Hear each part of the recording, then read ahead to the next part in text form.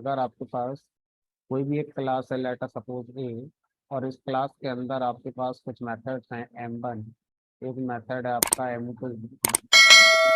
अब आप इस क्लास को, मान लीजिए एक क्लास और बनाना चाहते हैं B, और क्लास बी में आप चाहते हैं तीन मेथड आ जाएं, एक वही M1 जो आपने ए में डिफाइन किया था, और एक M2 जो, ये दोनों मेथड आपने ए में डिफाइन करे थे ये आ जाएं, प्लस बी के पास अपना मेथड होना चाहिए M3।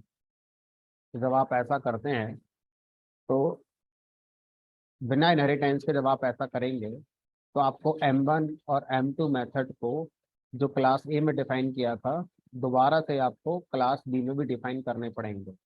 इससे टाइम भी आपका लगता है और डुप्लीकेसी आपकी हो रही है। तो इनहेरिटेंस के आ जाने से क्या हुआ कि क्लास बी जब आप बनाए तो क्लास बी में M1 M2 मेथड डिफाइन करने की जरूरत नहीं है।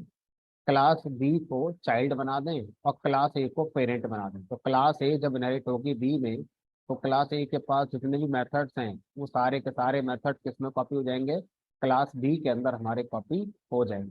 तो इस कॉन्सेप्ट को बोला जाता है हमारा इनहेरिटेंस। ठीक है, लास्ट क्लास में इसको हमने पढ़ा था। चलिए आज आगे बात करते हैं कि जब हम इनहेरिटेंस की बात करते हैं तो पाइथन में एक स्टेटमेंट कहा जाता है कि हर क्लास एक चाइल्ड क्लास, सपोज मैंने क्लास ए बनाई और क्लास ए के अंदर मैंने कोई एक M1 मेथड बना दिया,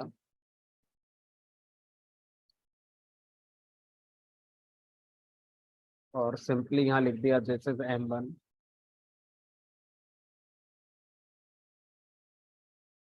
एक क्लास मैंने बी बनाई, अब बी हम चाइल्ड बनाना चाहते हैं ए की, तो बी के आगे पैरेंथेसिस में पेरेंट क्लास का नाम लिख दिया।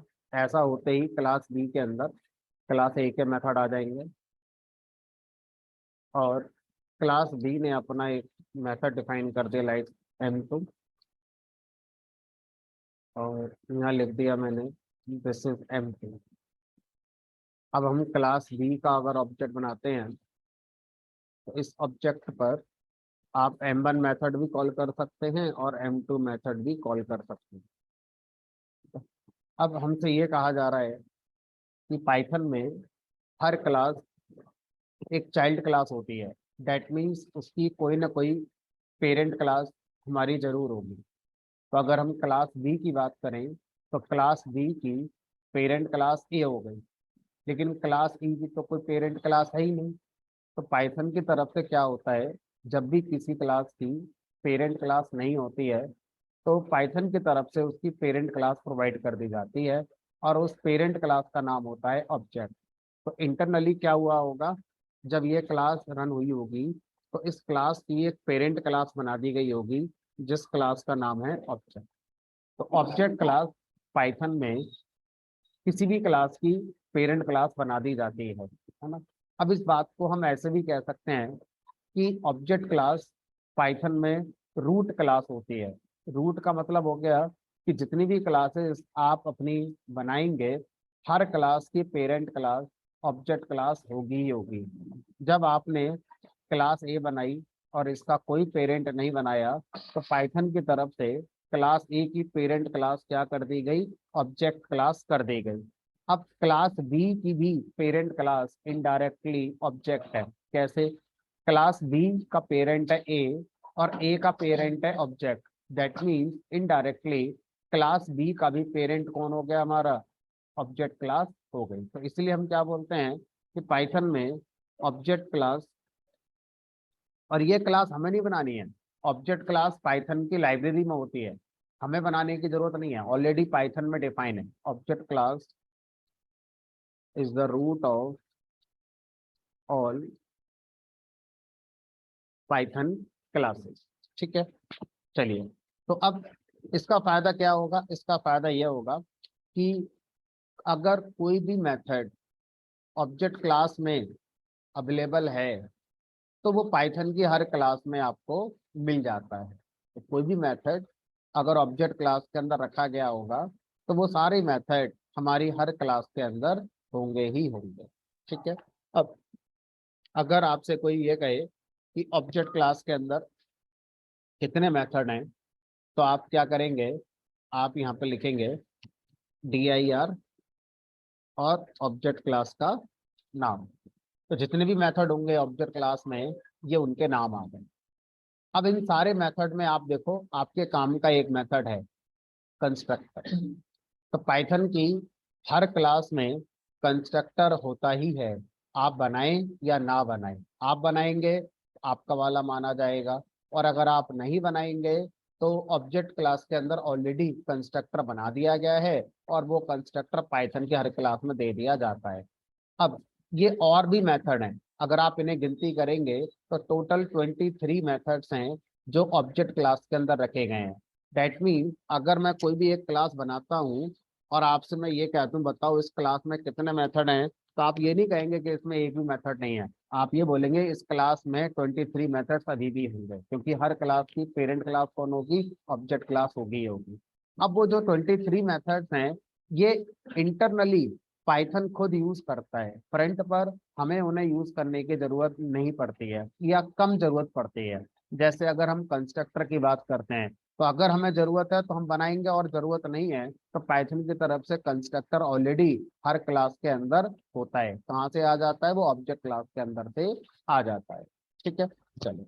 अब जब मैंने आपको मल्टीपल इनहेरिटेंस पढ़ाया था, तो मल्टीपल इनहेरिटेंस में एक छोटा सा पॉइंट है जो डिस्कस हमें करना था, वो ये कि मान लीजिए,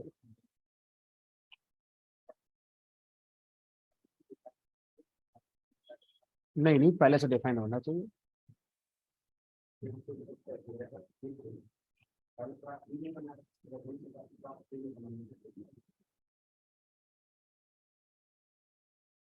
इनहेरिटेंस हमेशा यूनी डायरेक्शनल होता है, बाई डायरेक्शनल नहीं होगा। अगर आपने किसी क्लास को पेरेंट बना रखा है, तो वो क्लास अपने चाइल्ड को अपना पेरेंट नहीं बना सकती।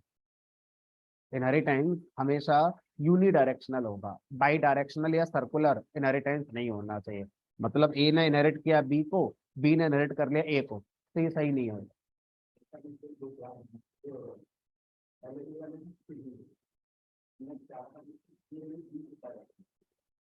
नहीं होगा। देखो कोड में आप ऐसा कर पाओगे, ऐसा करने के लिए कोड में क्या करना होगा, पहले क्लास ए को रन करो, फिर क्लास बी को रन करो, फिर क्लास ए में आकर चेंज करो। लेकिन आप ऐसा नहीं कर सकते कि पहली बार आप बना रहे हो, पहले क्लास ए बनाई और लिख दिया उसके आगे बी, अब बी अभी है ही नहीं, एरर आ जाएगी।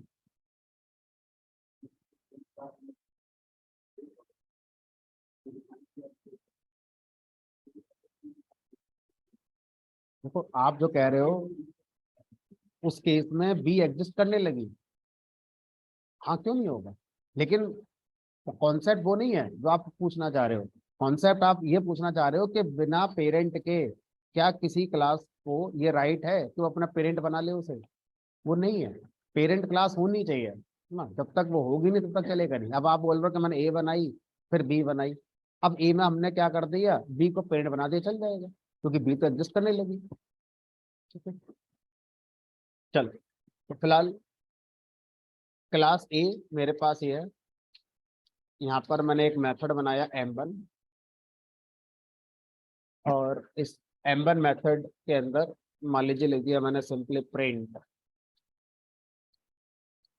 This is m1। अब मान लीजिए मैंने यहाँ पर एक क्लास और बनाई, क्लास का नाम b कर दिया, और इसके अंदर एक मेथड बनाया m2। अब देखो सिचुएशन क्या है वो समझिए, दिस इज m2। अब मैं एक क्लास सी बनाता हूँ जिसमें मल्टीपल इनहेरिटेंस करूंगा, ए को भी इनहेरिट करूंगा, बी को भी इनहेरिट करूंगा, और सी के अंदर मान लीजिए मैंने एक मेथड बना दिया m3 नाम से।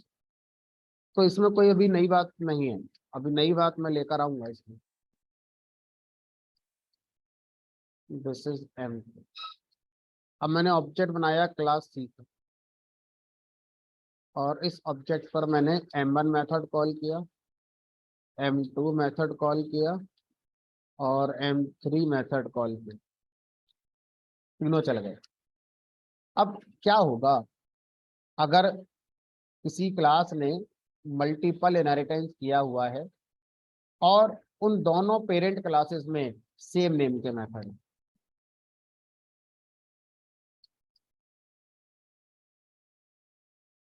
ऐसा भी तो हो सकता है, M1 मेथड है और यहाँ M2 मेथड, ऐसे करके। तो जब मैं सी क्लास का ऑब्जेक्ट बनाऊंगा और इस ऑब्जेक्ट पर मेथड कॉल करूंगा M1 M2, तो M2 मेथड तो इसका अपना वाला चलेगा क्योंकि इसी ने बनाया हुआ है, लेकिन M1 मेथड तो सी क्लास के पास है ही नहीं।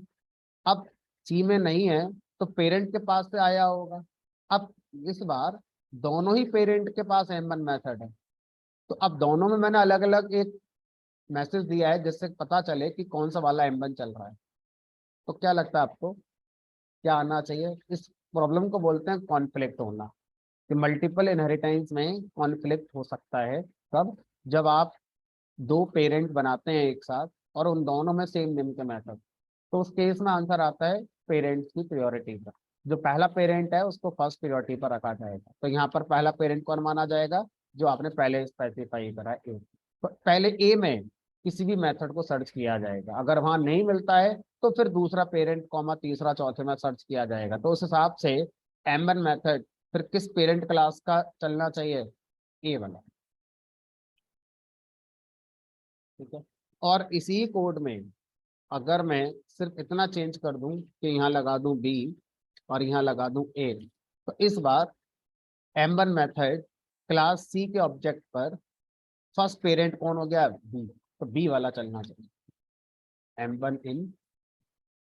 तो ये आपको थोड़ा ध्यान रखना है कि जब भी आप अपना मल्टीपल इनहेरिटेंस करते हैं तो मल्टीपल इनहेरिटेंस के केस में ऐसा हो सकता है कि दो पेरेंट क्लास के पास सेम नेम के हमारे क्या हो? मेथड। और जब ऐसा होगा, सेम नेम के मेथड आएंगे हमारे, तो उस केस में पेरेंट्स की प्रायोरिटी के अकॉर्डिंग आंसर आपका दिया जाता है। ठीक है। चलिए, तो अब जाके आपका इनहेरिटेंस का चैप्टर कंप्लीट।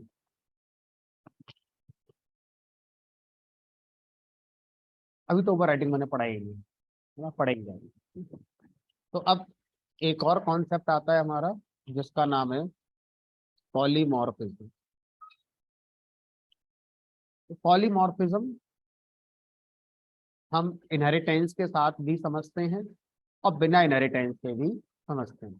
तो दोनों तरह से मैं आपको इसको समझा दूँ।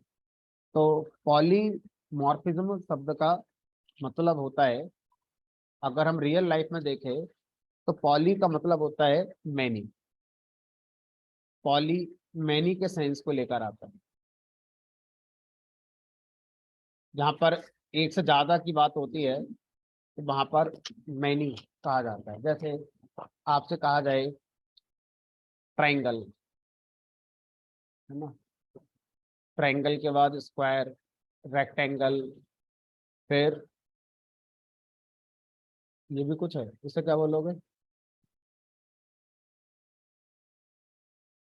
अरे, एक दो तीन चार पाँच, पेंटागन।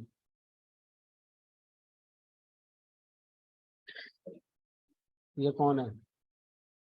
बेंजीन। केमिस्ट्री पढ़ी कभी? ये बेंजीन का सिंबल होता था। चलो छोड़ो, तो इसे बोलते हैं हेक्सागन, जिसमें 6 साइड होती हैं, एक दो तीन चार पाँच छः। 3 साइड, 4 साइड। स्क्वायर में 4 साइड होती हैं, पेंटागन में 5 होती हैं, हेक्सागन में 8 होती हैं। ऑक्टा प्रोसेसर आता है, ऑक्टा माने 8। ऐसे तो कुछ होगा। ठीक है। तो अब अगर मान लो आपसे कहा जाए इन सबको वन वर्ड में बोला जाए तो क्या बोलेंगे? बहुभुज, पॉलीगन।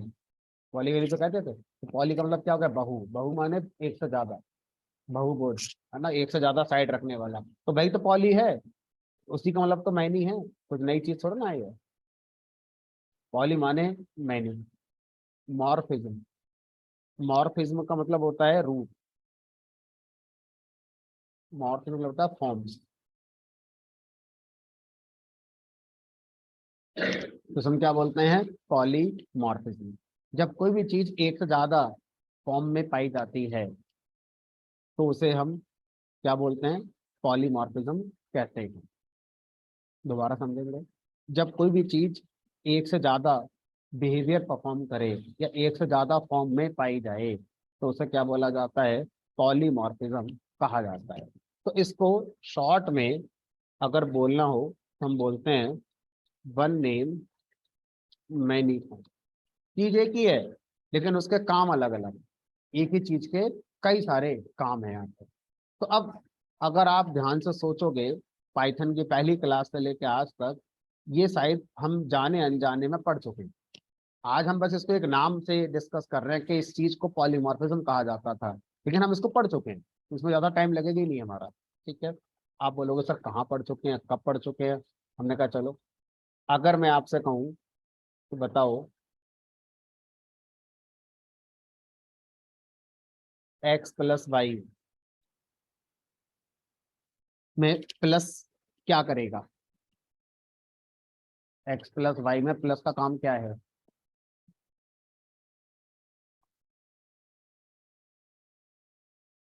तो अब आपको समझ में आ गई बात कि मैं क्या कहना चाह रहा हूँ। जो प्लस है वो है तो एक ही, लेकिन इसके काम एक से ज्यादा है।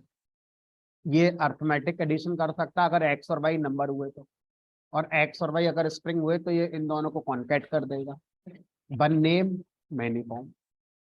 तो सर ऐसे तो और भी हमने कहा, और देखो एस्ट्रिक, एस्ट्रिक का मतलब मल्टीप्लाई करना।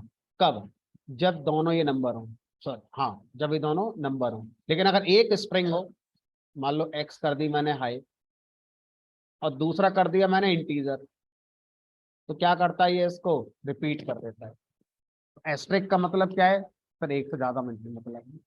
तो मैं क्या बोलूंगा कि पाइथन का जो प्लस ऑपरेटर है उसमें पॉलीमॉर्फिज्म है, पाइथन का जो एस्ट्रिक ऑपरेटर है इसमें क्या है, हमारी पॉलीमॉर्फिज्म है ना। तो जब भी पूरी पाइथन में कोई भी चीज एक से ज्यादा रूप में अगर काम करती है तो हम क्या बोलते हैं कि वहां पर पॉलीमॉर्फिज्म है। और देखो ये सब हम बहुत पहले से पढ़ते आ रहे हैं, आज हम बस इसको एक नाम दे रहे हैं, है ना, कुछ नई चीज नहीं कर रहे हैं। एक्स इक्वल टू 10, बताओ एक्स किस टाइप का वेरिएबल हो गया, इंटीजर। ठीक है, अब ये बताओ एक्स का एक रूट, एक्स इंटीजर है, अगर मैं ऐसे कर दूं एक्स इक्वल टू हाई, तो एक्स मना कर देगा कि नहीं मैं तो इंटीजर हूं, मुझे तो इंटीजर ही दो, स्ट्रिंग क्यों दे दिया आपने। मना तो नहीं करेगा ना। तो एक ही प्रोग्राम में एक्स वेरिएबल के दो रूप हो गए, अभी कितने बना दो, जितने चाहो उतने बना दो। तो ये क्या है, ये भी तो पॉलीमॉर्फिज्म है। वन नेम, नाम एक ही है एक्स बट रूप अनेक है। लाइन नंबर 1 पर इसका रूप है इंटीजर एक्स का, और लाइन नंबर 2 पर इसका रूप क्या है, हमारा हाई।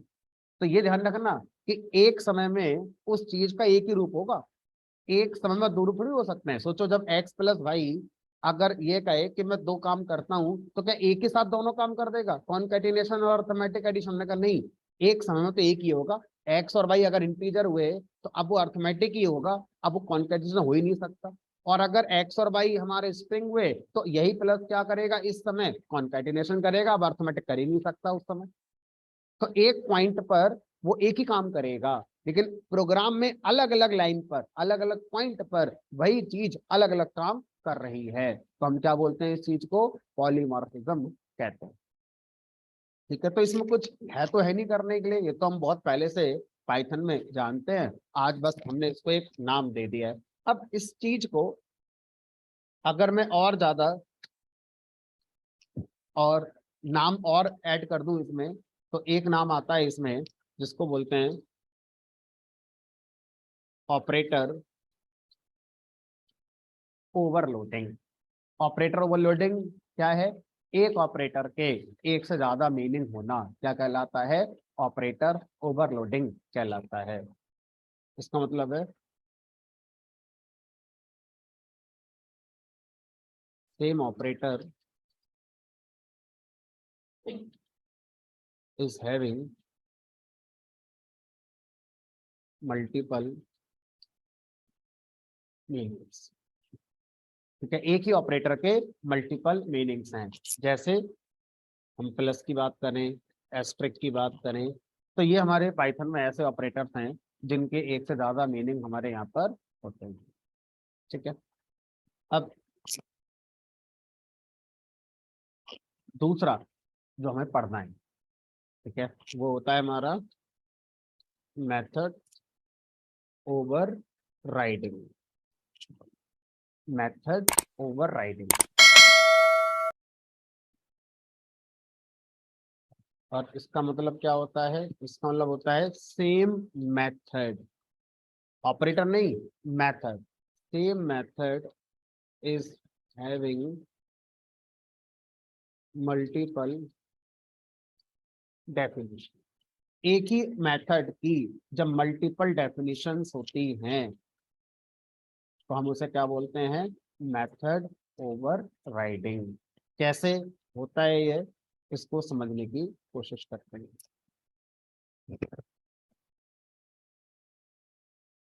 मान लीजिए आपसे ये कहा जाए कि मैंने एक क्लास बनाई, क्लास का नाम ए है।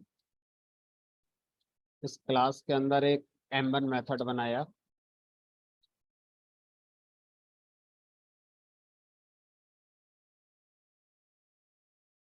एक M2 मेथड बनाया,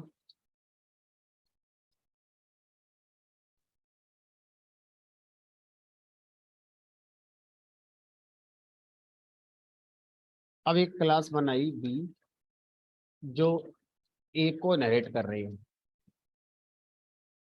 अब क्लास बी के पास ऐसा करते ही कितने मेथड आ गए? क्लास ए के दोनों मेथड आ गए, M1 मेथड आ गया, M2 मेथड आ गया। ठीक है। अब क्लास बी ने कहा कि हम M1 मेथड को डिफाइन करेंगे।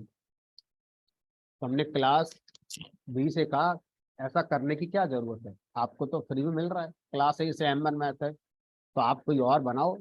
जो चीज मिल रही है पेरेंट से उसको दोबारा क्यों बना रहे? क्लास बी ने कहा नहीं, हमें तो यही बनाना है। तो अब क्वेश्चन ये है, क्या कोई भी चाइल्ड क्लास उसी नाम से एक मेथड बना सकती है जिस नाम का मेथड ऑलरेडी पेरेंट क्लास से इनहेरिट हो रहा है? आंसर इज चाइल्ड क्लास ऐसा कर सकती है। लेकिन चाइल्ड क्लास को इस क्वेश्चन का आंसर देना पड़ेगा कि ऐसा क्यों कर रही है। जब कोई चीज फ्री में मिल रही है पेरेंट से तो उसी चीज को दोबारा क्यों करने की कोशिश की जा रही है? तो इस बात को अभी हम एक रियल लाइफ एग्जांपल से समझेंगे। अभी मैं पहले करके दिखाता हूँ। M1 in B. अब क्लास बी का मैंने ऑब्जेक्ट बनाया। अब क्लास बी के ऑब्जेक्ट पर M1 मेथड चलाया। तो अब बी के अंदर M1 मेथड जब आएगा तो ये बताओ M1 मेथड चाइल्ड का चलेगा या पेरेंट वाला चलेगा? तो कोई भी ऑब्जेक्ट पर जब मेथड कॉल किया जाता है तो वो मेथड पहले चाइल्ड क्लास में ढूंढा जाता है। अगर चाइल्ड क्लास में नहीं है तो पेरेंट के अंदर फर्स्ट पेरेंट में नहीं है तो फिर सेकंड पेरेंट, ऐसा करके ढूंढा जाता है। तो इस हिसाब से जब हम क्लास बी के ऑब्जेक्ट पर M1 मेथड कॉल करेंगे तो किस क्लास का चलेगा? क्लास बी का चलेगा। तो आंसर आएगा M1 इन बी। अब क्वेश्चन ये रखा गया, फिर क्लास बी को अपना पेरेंट बनाने की जरूरत ही क्या थी ए के लिए? जब उसे सारे काम करने ही हैं तो पेरेंट ना बनाए, क्या दिक्कत आ रही है? तो आंसर आया कि क्लास बी M1 मेथड को दोबारा डिफाइन करना चाहती है, M2 को नहीं। अगर मैं बी का पेरेंट ए हटा दूं तो M2 मेथड भी तो चला जाएगा बी के पास। बी M2 मेथड के लिए रेडी है कि नहीं? मुझे बी तो चाहिए, बी का M2 मेथड तो एज इट इज चाहिए, but M1 method as it is नहीं चाहिए। इसीलिए चाइल्ड क्लास क्या कर रही है? इस मेथड को दोबारा डिफाइन कर रही है। किसी मेथड को चाइल्ड क्लास द्वारा दोबारा से डिफाइन करना ही क्या कहलाता है? मेथड ओवरराइडिंग कहलाता है। तो मेथड ओवरराइडिंग में एक मेथड की डेफिनेशन पेरेंट क्लास के पास होती है और उसी नाम के मेथड की दूसरी डेफिनेशन उसकी चाइल्ड क्लास के पास होती है। तो इस कॉन्सेप्ट को बोला जाता है मेथड ओवरराइडिंग। ठीक है। तो यहाँ पर मैंने लिखा है same method is having multiple definition. तो यहाँ पर ये सेम क्लास के अंदर बात नहीं हो रही है, ये इनहेरिटेंस बात हो रही है। लिख देता हूँ, इन इनहेरिटेंस। इसका मतलब मेथड ओवरराइडिंग करने के लिए इनहेरिटेंस जरूरी है। बिना इनहेरिटेंस के मेथड ओवरराइडिंग आप नहीं कर सकते, क्योंकि एक डेफिनेशन पेरेंट देगा और उसी नाम के मेथड की दूसरी डेफिनेशन उसका चाइल्ड देगा। ठीक है, तो अब सर वो क्वेश्चन अभी भी अनआंसर्ड रह गया कि क्यों चाइल्ड क्लास ऐसा कर रही है, जो चीज पेरेंट से मिल रही है तो चाइल्ड क्लास ऐसा क्यों कर रही है। तो उसका आंसर रियल लाइफ से लेते हैं। ठीक है, मान लीजिए ये आपके पेरेंट हैं, ये आप हैं। ठीक है, आपके पेरेंट खाना खाते थे, आपके पेरेंट भी पढ़ाई करते होंगे,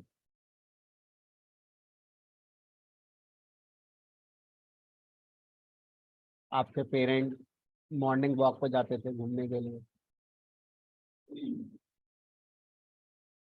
अब आप चाइल्ड बने, ये पेरेंट है, ये चाइल्ड है।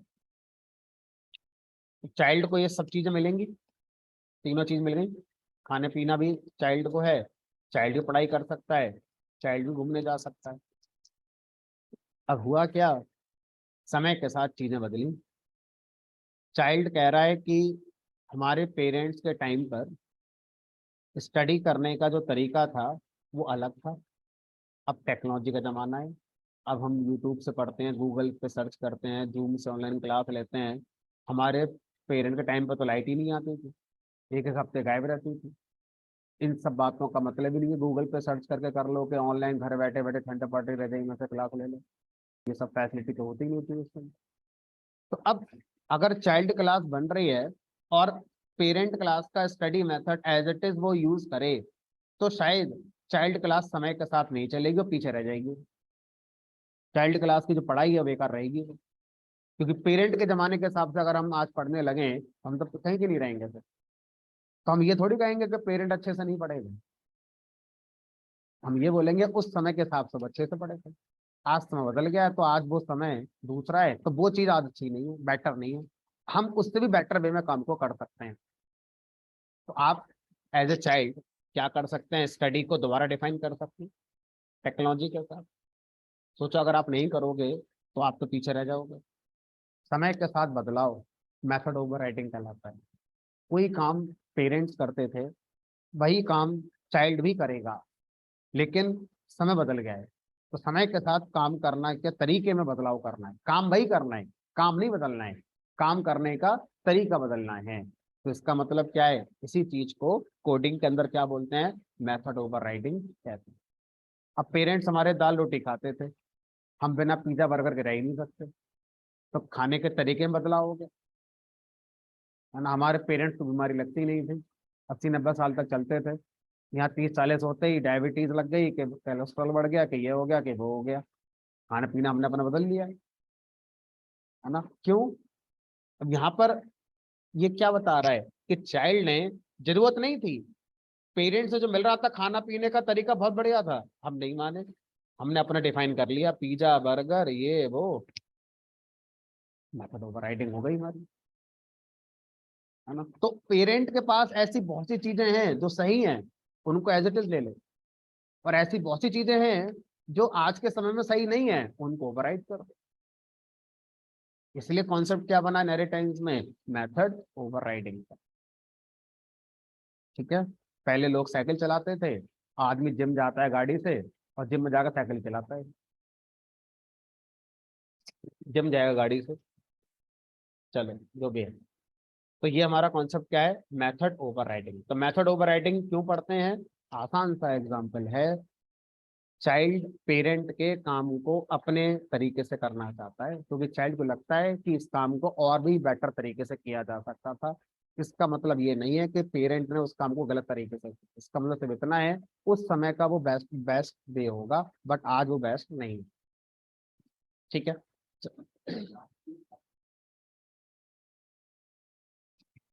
हाँ। तो अब कहानी ये आती है इसी स्टोरी में कि हम ये चाहते हैं कि चाइल्ड क्लास पेरेंट क्लास के मेथड को ओवरराइड नहीं करना चाहती, पेरेंट क्लास के मेथड के साथ आगे बढ़ना चाहती है।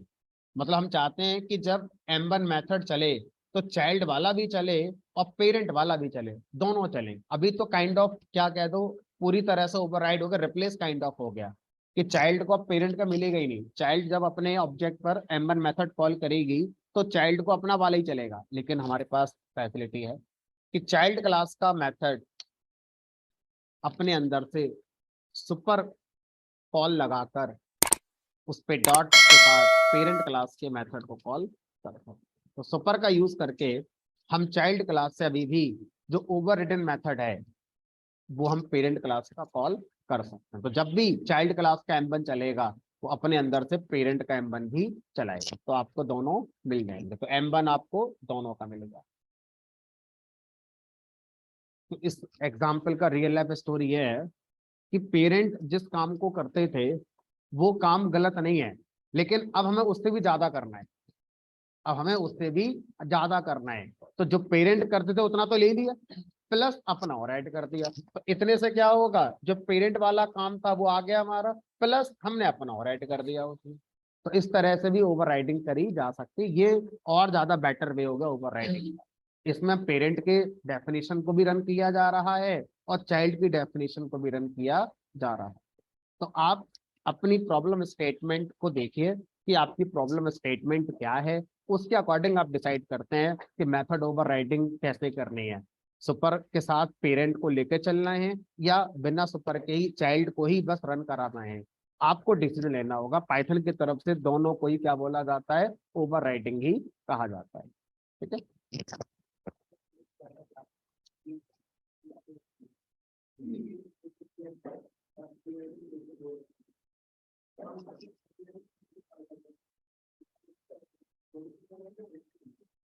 अब स्पेसिफिक एग्जाम्पल की तरफ बढ़ते हैं। क्लास ए, क्लास बी और एक क्लास हमने और ऐड कर दी, क्लास सी। और क्लास सी का पेरेंट है बी, और सी ने भी M1 को ओवरराइड कर रखा है, यानी कि मल्टी लेवल इनहेरिटेंस हमारा हो गया है। अब मल्टी लेवल इनहेरिटेंस में हमने क्या करा, जो सबसे बॉटम चाइल्ड क्लास थी उसका ऑब्जेक्ट बनाया और उसके ऑब्जेक्ट पर M1 मेथड कॉल करा। तो बाय डिफॉल्ट जिस क्लास का ऑब्जेक्ट होता है उसी क्लास का मेथड कॉल होता है, तो M1 का ही चलेगा अभी, तो है ना। अब हम चाहते हैं कि M1 जिस क्लास का चला है डेट इज सी का, तो उसकी पेरेंट क्लास का भी M1 चलना चाहिए। तो मैंने यहाँ लगा दिया सुपर डॉट M1। अब क्वेश्चन ये है कि सुपर का मतलब क्या होगा, क्योंकि सी का पेरेंट बी है, बी का पेरेंट ए है। तो यहाँ पर सुपर का मतलब होगा जस्ट फर्स्ट पेरेंट क्लास। अगर मैं यहाँ पर ऐसे भी लिख दूं ना, कॉमा डी कॉमा ई, तो सुपर का मतलब ये सारे पेरेंट नहीं होगा, सुपर का मतलब भी क्या होगा, फर्स्ट पेरेंट। ठीक है। अब उस पेरेंट के ऊपर भी पेरेंट है, सुपर उसको एक्सेस नहीं करेगा, सिर्फ इमीडिएट पेरेंट तक जाएगा। तो सुपर नेक्स्ट लेवल पेरेंट तक जाएगा, उसके ऊपर नहीं जाएगा। तो अभी क्या होगा, दो चलेंगे, बी वाला चल गया, सी वाला चल गया। अब आप चाहते हैं कि भाई हम ऊपर तक जाएं, तो एक रास्ता तो यह है कि आप क्या कर सकते हैं, पेरेंट क्लास के अंदर से भी इस काम को करके आ सकते हैं कि पेरेंट आप अपने सुपर को कॉल कर दो। तो अब चाइल्ड का M1 चलेगा, तो चाइल्ड अपने पेरेंट से M1 लेकर आएगा, वो पेरेंट अपने पेरेंट से M1 लेकर आएगा, तो सारे चल जाएंगे। अब इस बात को हम एक और तरह से समझ सकते हैं कि सर हम चाहते हैं कि सीधा सी अपने अंदर से ए वाले का हमारा M1 चला दे, बी को बाईपास कर दे। हम बी को बीच में लाना नहीं चाहते, सी का चले M1 और सीधा ए वाला चले M1। तो उस केस में आप सुपर ना लगाकर डायरेक्ट उस पेरेंट क्लास का नाम लिखोगे जिसका M1 चलाना चाहते हो, A.M1, और जो सेल्फ आर्गुमेंट है वो आप इस मेथड में पास कर दो। तो ये सिंटैक्स क्या करेगा, डायरेक्ट सी की जो पेरेंट क्लास ए है, अब चाहे वो कोई सी भी हो, पहली दूसरी तीसरी चौथी कहीं भी मिले, बस सी का पेरेंट ए होना चाहिए, कहीं भी मिले ए का M1 मेथड चला देगा। अब बी इग्नोर हो गया, बी बाईपास है, तो आप दोनों में से कोई भी तरीका यूज कर सकते हैं जो आपको अपनी प्रॉब्लम स्टेटमेंट के हिसाब से सही लगता है। ठीक है, चलिए, तो ये हो गया हमारा पॉलीमॉर्फिज्म। तो पॉलीमॉर्फिज्म में ज्यादा ध्यान देने वाला कॉन्सेप्ट था मेथड ओवरराइडिंग। ऑपरेटर ओवरलोडिंग तो हम लोग पढ़ते ही आ रहे हैं पहले से ही, उसमें कुछ है नहीं, बस एक नाम देना था कि हाँ, ऑपरेटर ओवरलोडिंग को हम पॉलीमॉर्फिज्म कहते हैं। ठीक, चलिए, अब नेक्स्ट कॉन्सेप्ट है, इसका नाम है इनकैप्सुलेशन, और इसका पूरा नाम होता है डेटा इनकैप्सुलेशन। डेटा इनकैप्सुलेशन, इसको हम एक और नाम से जानते हैं, डेटा हाइडिंग के नाम से भी जानेंगे। ठीक है,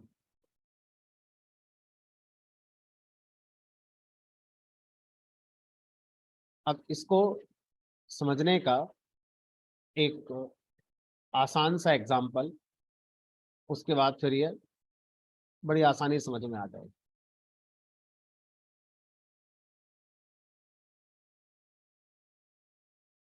मान लीजिए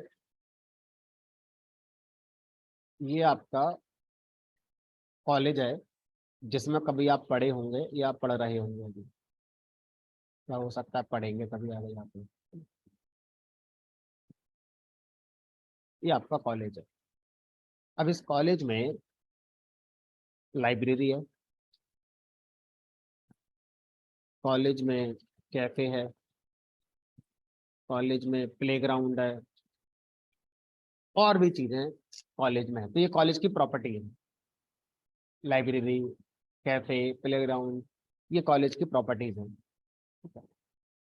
तो अब ये बताइए, कोई भी कॉलेज अपनी प्रॉपर्टीज को किन को एक्सेस करने देता है? वो जो उस कॉलेज में पढ़ने वाले स्टूडेंट, या जो उस कॉलेज में काम कर रहे हैं स्टाफ हो गए।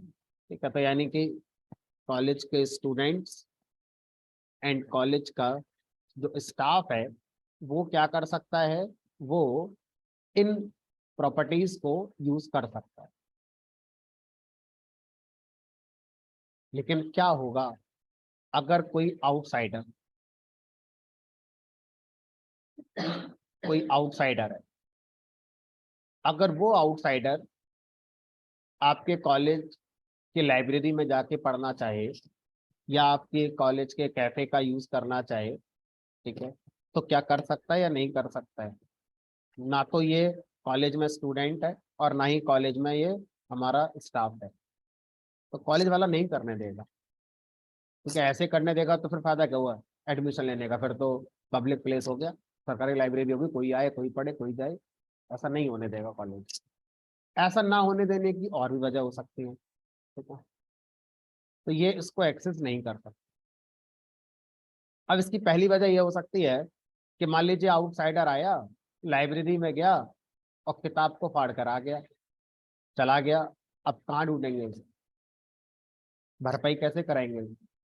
लेकिन अगर कोई कॉलेज का स्टूडेंट होगा और वो ऐसा करेगा, तो उसकी सिक्योरिटी अमाउंट जमा होगा, उसको डिग्री मिलनी है, अभी तो यही रहे, कहाँ जाएगा? भरपाई हो जाएगी उसकी। अगर कॉलेज का कोई स्टाफ ऐसा करेगा तो सैलरी लेता हर महीने, सैलरी में से काट लिया जाएगा। बट कोई बाहर से अगर आके हम इन चीजों को एक्सेस करने दें, तो नुकसान हमारा होने के बहुत चांस है। डैमेज करके जा सकता है, हमारी प्रॉपर्टी को डैमेज करके जा सकता है, और उसकी भरपाई करा नहीं पाएंगे हम। इसलिए कॉलेज क्या करेगा, चारों तरफ दीवार लगा देगा ऊंची ऊंची, और मेन गेट पर एक सिक्योरिटी गार्ड को बैठा देगा कि अगर कोई ऐसा आता है तो आप रोक लो उसे। तो होगा। अच्छा, मान लीजिए ये जो आउटसाइडर है, ये कहे कि मुझे कॉलेज के डायरेक्टर से मीटिंग करनी है, मुझे कुछ काम था, उन्होंने बुलाया है मुझे। तो अब जो गेट पर गार्ड बैठा है, क्या वो अभी भी नहीं जाने देगा? मतलब आपके कॉलेज में बाहर का बंदा कोई जा ही नहीं सकता, अगर मैं जाऊं तो कॉलेज मना ही कर देगा, नहीं जाओ यहाँ से, या तो एडमिशन लो या यहाँ पढ़ाओ आके तभी जाओगे अंदर। आपके पेरेंट्स आए आपसे मिलने तो मना कर देगा कॉलेज वाला कि जाओ यहाँ से, नहीं मिल सकते। मिल सकते, लेकिन आपको कॉलेज में जो लोग हैं उनका कोई रेफरेंस देना पड़ेगा कि मेरे बच्चे यहाँ पढ़ते हैं, या एचओडी से मेरी मीटिंग है, या जो भी है मेरा दोस्त यहाँ पर है, तो ये सिक्योरिटी गार्ड उनसे कंफर्म करेगा कि क्या ये आपके नोन है, क्या ये आपके जान पहचान के, तब जाने देगा, नहीं तो नहीं जाने देगा, ऐसे तो होगा। तो यानी कि आउटसाइडर अगर आपके कॉलेज में जो रेफरेंसेस हैं उनके थ्रू कॉलेज में एंटर करके लाइब्रेरी में चला जाए तो फिर जा सकता है, फिर क्या कर सकता है। अगर आप किताब फाड़ दी इसने तो जिसके थ्रू गया तो सब पकड़ेंगे फिर। तो डायरेक्ट नहीं जाने देंगे, लेकिन इनडायरेक्ट जो कॉलेज में पढ़ने वाले या कॉलेज में काम करने वाले लोग हैं उनके थ्रू हम जाने दे सकते हैं, क्योंकि अगर अब डैमेज होता है कुछ तो वो लोग रेस्पॉन्सिबल होंगे जिनके थ्रू ये बंदा गया था कॉलेज के। इस पूरे कॉन्सेप्ट में सब कुछ ठीक है और ऐसा ही होता है रियल लाइफ में। इसी बात को हम लोग डेटा इनकैप्सुलेशन के नाम से जानते हैं। ये पूरी कहानी डेटा इनकैप्सुलेशन है। इनकैप्सुलेट का मतलब होता है छुपा के रखना, इनकैप्सुलेट मतलब होता है बांध के रखना, किसी को दिख ना जाए कोई चीज, इनकैप्सुलेट। ठीक है, तो इनकैप्सुलेट में अगर आप ध्यान से देखो तो कैप्सूल, दवाई वाला कैप्सूल आता है, कैप्सूल का रैपर होता है, उसके अंदर दवाई होती है, दवाई छुपा दी जाती है उसके अंदर। तो भाई कहानी यहाँ पर है, ठीक है, कि अगर हम इनकैप्सुलेशन की बात करें तो इसको हम सिनोनिम में हाइडिंग भी कहते हैं, डेटा को छुपाना। तो यहाँ पर हम कॉलेज के डेटा को छुपाना चाहते हैं। किससे छुपाना चाहते हैं? वो जो अनऑथोराइज्ड है। अथोराइज्ड कौन है? जो कॉलेज में पढ़ने वाले स्टूडेंट और स्टाफ है, वो अथोराइज्ड है। अनऑथोराइज्ड कौन है? उनके अलावा जो भी है वो सब अनऑथोराइज्ड। तो अनऑथोराइज्ड लोगों को डायरेक्ट एक्सेस होने से बचाना। डायरेक्ट, इनडायरेक्ट एक्सेस कर सकते हैं थ्रू अथोराइज्ड पर्सन। तो इस पूरे कॉन्सेप्ट को क्या बोलते हैं? इनकैप्सुलेशन। तो हमने यहाँ पर इनकैप्सुलेशन, कॉलेज ने इनकैप्सुलेशन किसका किया? लाइब्रेरी का। कॉलेज ने इनकैप्सुलेशन किसका किया? अपने प्लेग्राउंड, है ना। ऐसा करके क्या फायदा हुआ? ताकि चीजें डैमेज ना हो। अब ये कहानी प्रोग्रामिंग में कैसे फिट होगी वो देखो। ये तो हो गया एग्जाम्पल दुनिया में इस टॉपिक को समझने का। अब यही चीज अगर मैं पाइथन कोडिंग में करना चाहता हूं तो कैसे करूं? जिसको आपने कॉलेज माना है इसको हम मानेंगे यहाँ पर क्लास, कि ये हमारी क्लास। और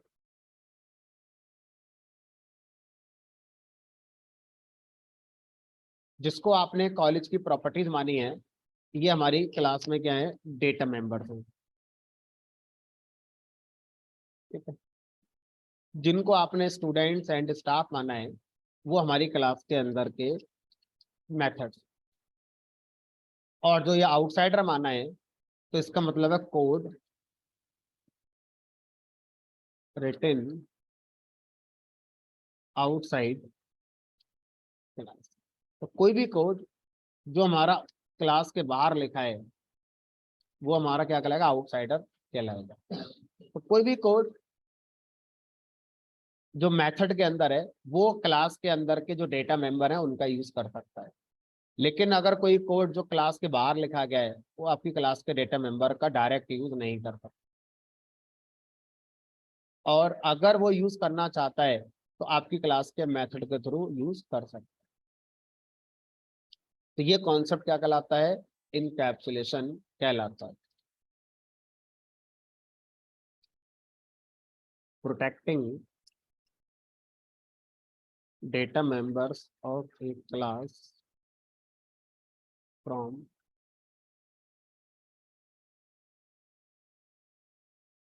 अनऑथोराइज्ड एक्सेस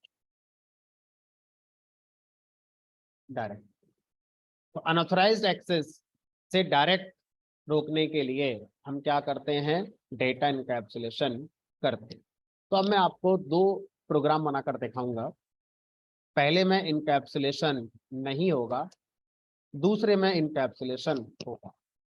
इससे आपको समझ में आ जाएगा कि कोडिंग में इनकैप्सुलेशन कैसे करते हैं। कहानी में आई गया, समझ में आ गया होगा।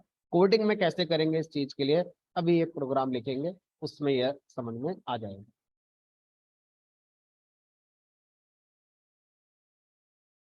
मान लीजिए मैंने एक क्लास बनाई, क्लास का नाम एम्प्लॉय कर दिया। अब एम्प्लॉय क्लास में अगर डेटा ऐड करना है तो मैंने आपको बताया था कंस्ट्रक्टर के थ्रू डेटा को ऐड किया जाता है। तो मैंने इस क्लास में कंस्ट्रक्टर बनाया,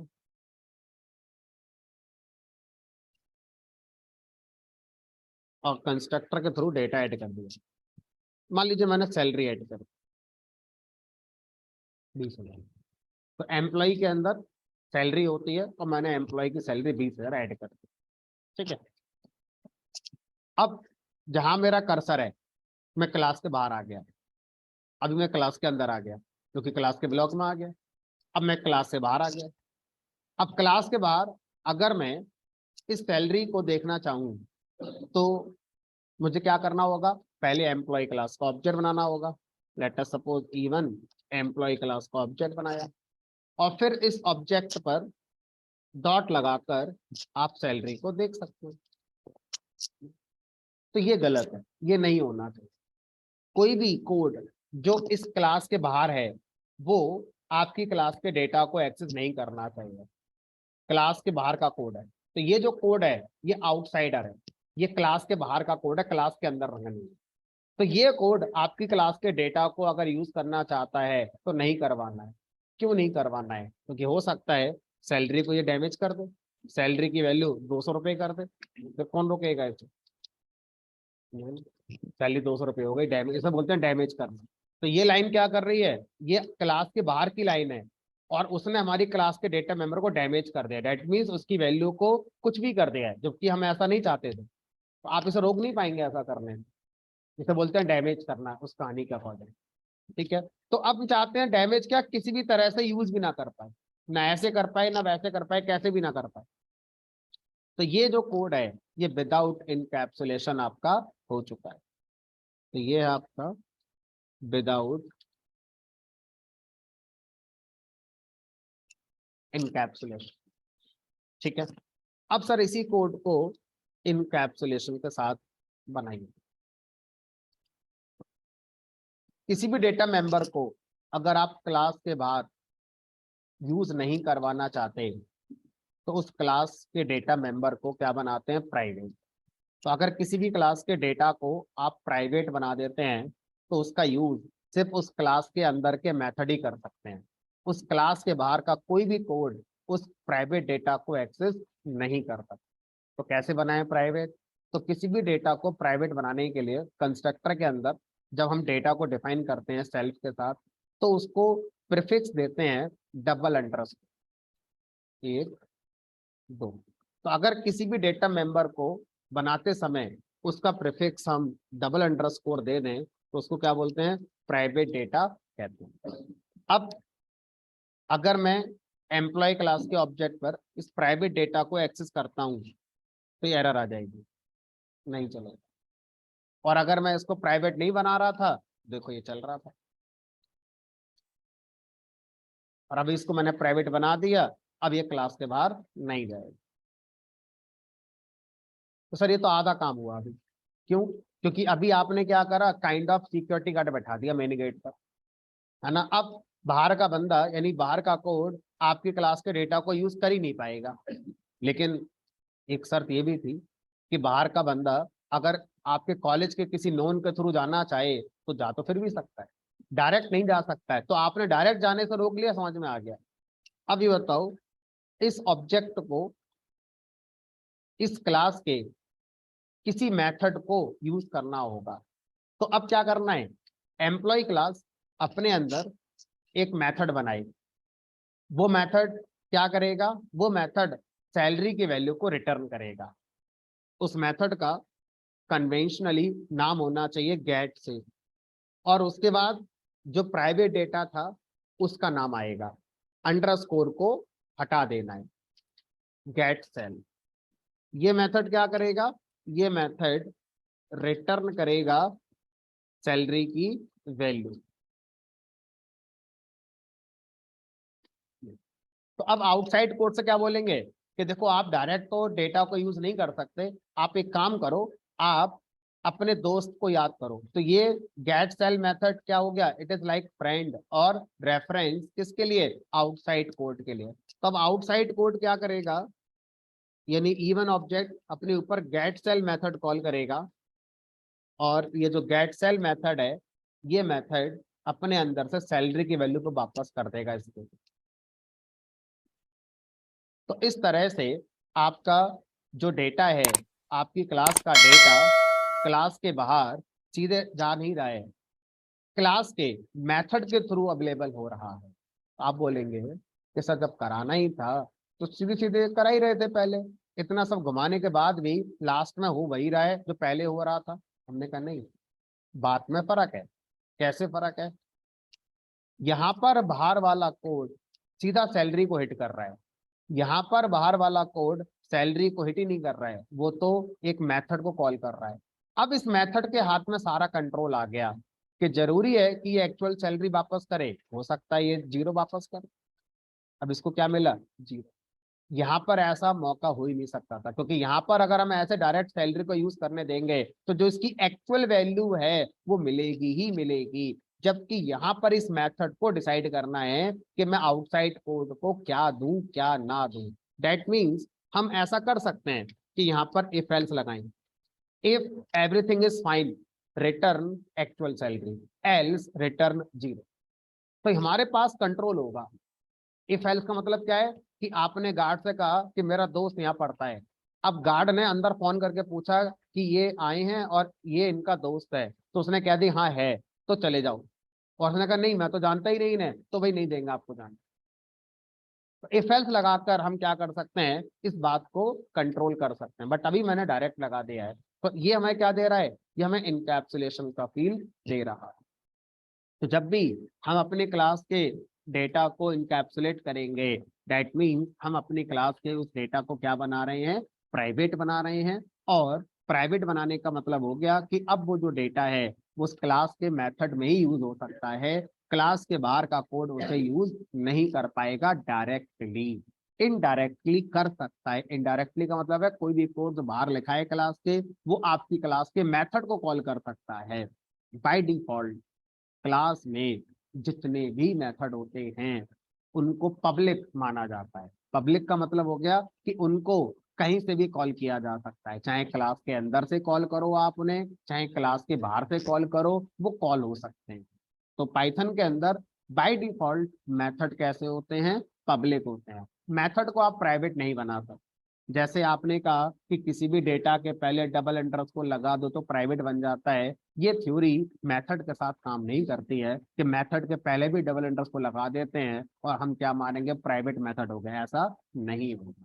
तो पाइथन में सिर्फ डेटा को प्राइवेट करने की बात कही गई है, मेथड को प्राइवेट करने की बात नहीं कही गई है। ऑटोमेटिकली मेथड हमारे क्या कहलाते हैं? पब्लिक ही कहलाते हैं। ठीक है, तो इस पूरे कॉन्सेप्ट को क्या बोला जाता है? इनकैप्सुलेशन कहा जाता है। ठीक है, तो ऑब्जेक्ट ओरिएंटेड प्रोग्रामिंग का चैप्टर हमारा कंप्लीट हो गया। तो ऑब्जेक्ट ओरिएंटेड प्रोग्रामिंग में पहले पढ़ाया मैंने आपको, क्लास होती है। क्लास क्या होती है? एक नया डेटा टाइप क्लास को रिप्रेजेंट करता है। हम int float Boolean list tuple set जानते थे। अगर हमें कोई एम्प्लॉय दिखाना है, अपना अकाउंट दिखाना है, या कोई भी चीज जिसका डेटा टाइप पाइथन के पास नहीं है उसको मुझे प्रोग्राम में दिखाना है, तो पहले उसके लिए हमें एक डेटा टाइप बनाना पड़ेगा। दैट मीन्स हमें एक क्लास बनानी पड़ेगी। अब ऑब्जेक्ट क्या होता है? उस डेटा टाइप के अब हम जितने भी वेरिएबल्स बनाएंगे वही क्या कहलाएंगे हमारे प्रोग्राम में? उस क्लास के ऑब्जेक्ट्स हमारे कहलाएंगे। ठीक है, उसके बाद फिर हमने पढ़ा कि हमारी क्लास में चार तरह के मेथड हो सकते हैं। इंस्टेंस मेथड जो ऑब्जेक्ट पे डॉट लगा के कॉल होता है, क्लास मेथड जो हमारा क्लास के नेम पे डॉट लगा के कॉल होता है, स्टैटिक मेथड जो अगेन क्लास के नेम पे डॉट लगा के कॉल होता है, और चौथा था हमारा कंस्ट्रक्टर। कंस्ट्रक्टर का काम होता है हमारा, हमें कॉल नहीं करना है। कंस्ट्रक्टर ऑटोमेटिकली जब ऑब्जेक्ट बनता है तो अपने आप कॉल होता है। और कंस्ट्रक्टर काम होता है हमारे ऑब्जेक्ट के अंदर डेटा मेंबर्स को ऐड करना। ठीक है, कंस्ट्रक्टर पाइथन में एक स्पेशल मेथड होता है जिसका नाम फिक्स है, double underscore init double under. हम अपनी क्लास में मेथड्स कितने भी किसी भी नाम से डिफाइन कर सकते हैं, बट कंस्ट्रक्टर हम अपनी क्लास में एक ही डिफाइन कर पाएंगे। एक से ज्यादा कंस्ट्रक्टर डिफाइन करने पर एरर नहीं आती है, लेकिन जो सबसे लेटेस्ट आपने डिफाइन करा हुआ क्लास के अंदर वही वाला फिर आपका कंसीडर होगा।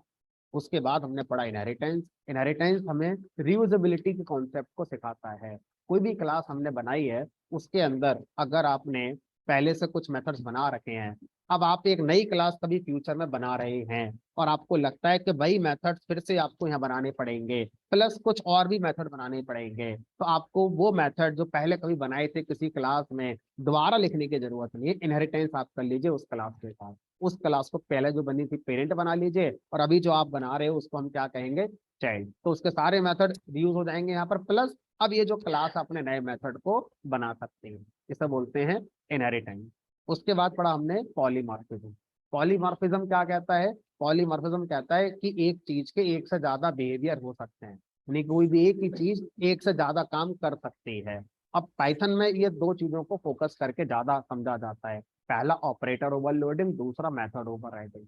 ऑपरेटर ओवरलोडिंग क्या होता है? किसी एक ऑपरेटर का एक से ज्यादा बिहेवियर परफॉर्म करना। जैसे हमने प्लस को देखा, प्लस दो नंबरों के साथ अर्थमेटिक एडिशन करता है, दो स्ट्रिंग के साथ कॉन्कैटिनेशन करता है। तो प्लस ऑपरेटर एक ही है, बट बिहेवियर इसके ये दो हमने देखा। तो और भी ऑपरेटर ऐसे होते हैं।